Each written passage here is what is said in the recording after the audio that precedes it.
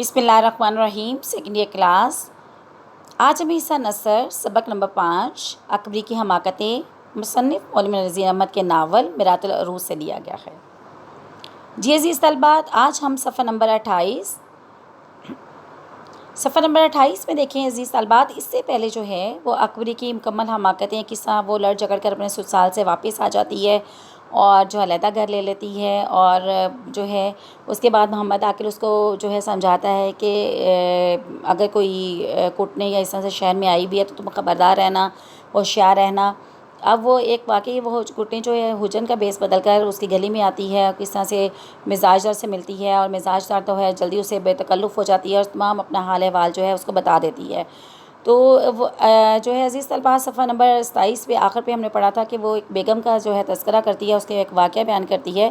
صفحہ 28 میں عزیز طلبات کے دیکھیے کہ وہ یہی بتا رہی ہے کہ وہ کیوں رنجیتا تھی، کیونکہ نواب صاحب اس کا خیال نہیں رکھتے تھے، اور مطلق یعنی کہ بالکل بھی اس کا خیال نہیں رکھتے، شاید اس کی اولاد نہیں تھی۔ وہ کہتے ہیں حالانکہ بیگم صاحبہ جو تھی چندے آفتاب چندے ماہتاب بہت خوبصورت تھی، لیکن ہم جیسوں کا بہت خیال رکھتی تھی، ہمیں برابری کا سلوک کرتی تھی، لیکن بیگم صاحبہ کو فقیروں پر جو تھا بہت زیادہ اتقاد تھا، یعنی ان کا ایمان تھا۔ ایک دفعہ کی 3 کوس ملک جو ہے وہ دور جو ہے پیدل وہاں پہ گئی کہ کوئی کامل وارد ہوا، یعنی کہ دیکھیں یہاں پہ وہ کہہ رہی ہیں کہ ایک دفعہ وہ گئی اور اندھیری رات میں گھر سے پیادہ پا ان کے پاس گئی اور پہر تک ہاتھ بندھے کھڑی رہی۔ اب پیادہ پا کا مطلب کیا ہوتا ہے؟ پیادہ کا مطلب پیدل چلنے والی، پیدل قدموں کے ساتھ چلتے ہوئے، پہر تک ہاتھ بندھے کھڑی رہی، فقیروں کے نام پر قربان چاہیے۔ ایک مرتبہ شاذ نے آنکھ کو اٹھا کر دیکھا تو اس نے کیا کہا، جا میری رات کو حکم ملے گا۔ اب ان کو خواب میں کیا ہوئی وہ بتا رہی ہے، حجن کیا بتا رہی ہے کہ اس بیگم صاحب کو خواب میں بشارت ہوئی کہ حج کو جاؤ اور مراد کا موتی سمندر سے نکال لا۔ اب حج کو جا، مراد کا موتی سمندر سے نکال، یعنی سمندر کے سفر پر جا اور دل کی مراد حاصل کر۔ یاد رکھیں اس زمانے میں حج کا سفر جو تھا سفر بحری جہاز کے ذریعے کیا جاتا تھا۔ اب وہ کیا ہوئی کہ صبح اٹھی، اسے حج کی تیاریاں کرنے لگی اور 500 مساکین جو تھے بیگم نے اپنے کرایہ دے جہاز پر سوار کیا، اور ان میں سے وہ کیا بتا رہی ہے، ایک میں بھی تھی۔ ہر وقت پاس رہنا بیگم کے ساتھ، اس کا بہت زیادہ اسے جو تھی سرخ رو مجھ سے بہت بے مہربان ہونے لگی۔ یا سرخ رو کا مطلب کامیاب کامران، سرخ کا مطلب کیا ہے، کامیاب اور کامران۔ اب وہ کہتے ہیں کہ وہ اس کے ساتھ جو ہے اس میں سے ایک میں بھی تھی، اور میں ان کی بہت زیادہ ان کے قریب ہو گئی، ان کی سہیلی بن گئی۔ 10 دن برابر جہاز تھا پانی میں چلتا رہا۔ 11ویں دن 20 سمندر کے ایک پہاڑ دکھائی دیا۔ ناخدا کا مطلب کیا تھا، ملاح یا کشتی بان یا رہنما۔ اور وہ کہتے ہیں کہ یہی کوئی حبشہ یہی ہے، ایک بڑا کامل فقیر اس پر رہتا ہے، جو گیا وہ اپنی دل کی مراد جو ہے پوری پاتا ہے، دل کی مراد اس کی پوری ہو جاتی ہے۔ البتہ اگر اچھا وہ بیگم صاحبہ کہتی ہیں کہ ہم نے اس پہاڑ پر پہنچنا ہے، تو وہ کہتا ہے کہ جہاز تو وہاں تک نہیں جا سکتا، لیکن میں جہاز کو لنگر کرتا ہوں اور آپ کو ایک کشتی پہ سوار کر دیتا ہوں۔ تو بیگم جو ہے وہ 5 عورتوں کا ساتھ لے کر کوئی حبشہ پر گئی، اور وہ کہہ رہی ایک میں اور 4 اور تھیں۔ پہاڑ پر پہنچے تو عجیب کہہ رہی ہے کہ ہو کا عالم تھا۔ ہو کا عالم کا کیا مطلب ہوتا ہے؟ اچھا جی، یہاں پہ کوئی حبشہ کی بات ہوئی تھی، کوئی سمندر کے درمیان واقع ایک پہاڑ کا نام ہے، چونکہ اس کے بالمقابل ملک حبش واقع اس لیے پہاڑ سے منسوب ہو گیا۔ جہاز کو لنگر کرنا کیا ہوتا ہے، بحری جہاز کو سمندر میں روک لینا۔ ہو کا عالم کا کیا ہے، بالکل ویران مکمل خاموشی۔ اب وہ وہاں پہ جاتی ہے تو ایک کیا ہے، ایک غار میں تنہا ایک شاہ صاحب ہیں، نورانی شکل ہے، جیسے فرشتہ صفت ہوں، اس کو دعا دیتے ہیں اور 12 لونگے دیتے ہیں۔ اب دیکھیں اسی سال بعد یہاں پہ 12 لونگوں کی بات ہوئی ہے، 12 لونگے دیتے ہیں، اور پھر جو ہے اور اس کو کیا کہتے ہیں، 12 لونگے دے، 12 لونگے دی اور مجھ سے کہا کہ چلی آگرے اور دلی میں لوگوں کے کام بنا۔ کیا مطلب ہے، وہاں جا لوگوں کی خدمت کر۔ اب بیٹی ان 12 لونگوں میں سے 2 لونگے کون سی ہیں، جو 2 وہ اس کو دیتی ہے۔ ہم سب حج کر کے لوٹے۔ اب کہاں پہ صاحب جو تھے وہ اسے ملتے نہیں تھے، بات نہیں کرنا پسند کرتے تھے، لیکن جیسے ہی بیگم صاحبہ نے جہاز سے قدم نیچے اتارا، وہ جو ان کے صاحب تھے وہ آ گئے، ان کے ساتھ بڑے محبت سے جو ہے پیش آئے اور ان سے معافی تلافی کی اور اس کو اپنے گھر لے گئے، اور وہ کیا بتا رہی ہے، اس کی دعا سے اللہ تعالیٰ نے وہ 4 بیٹوں سے بھی نوازا۔ اب عزیز طلبات، اب یہ وہ کیا کر رہی ہے، اب آہستہ آہستہ مزاج دار کو ان کی ذہن سازی کر رہی ہے اور آہستہ آہستہ اس کا اعتقاد اور بڑھا رہی ہے۔ اور مزاج دار اس کی کہانی کو جو ہے بڑے انہماک سے سن رہی ہے، اور وہ حجن کیا کر رہی ہے، بڑے مرچ مسالے لگا کر جو اپنی کہانی پوری مکمل بیان کر رہی ہے۔